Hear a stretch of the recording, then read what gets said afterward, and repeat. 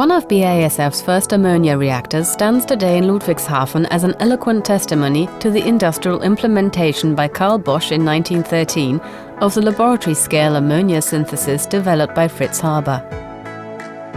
The production of this important basic chemical still has its firm place within BASF's chemistry Verbund. To combine the two starting materials, nitrogen and hydrogen, to produce ammonia, the bonds in the diatomic nitrogen molecule have to be broken. Under high pressures of more than 150 bar and temperatures above 400 degrees centigrade, nitrogen adsorbs onto an iron-based catalyst and is split up into atoms. Hydrogen can now be adsorbed and ammonia is produced.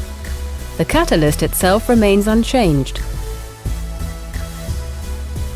This reaction generates heat, and therefore the reacting hot gas in the ammonia reactor is cooled with a supply of cold gas. This is achieved with a sophisticated flow system of synthesis gas based on the heat exchange principle.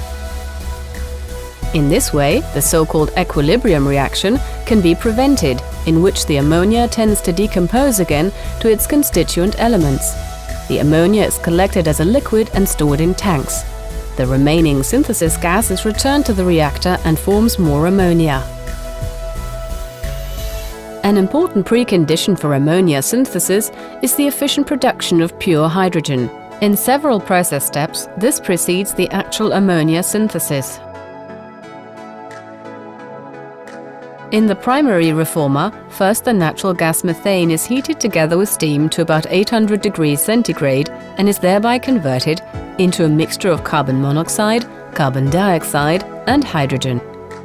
In the downstream secondary reformer, air is then added and the remaining methane gas is converted at above 1000 degrees centigrade by means of catalysts, and nitrogen is added. Since especially carbon monoxide but also carbon dioxide would damage the iron catalyst used in the ammonia synthesis, they have to be separated off.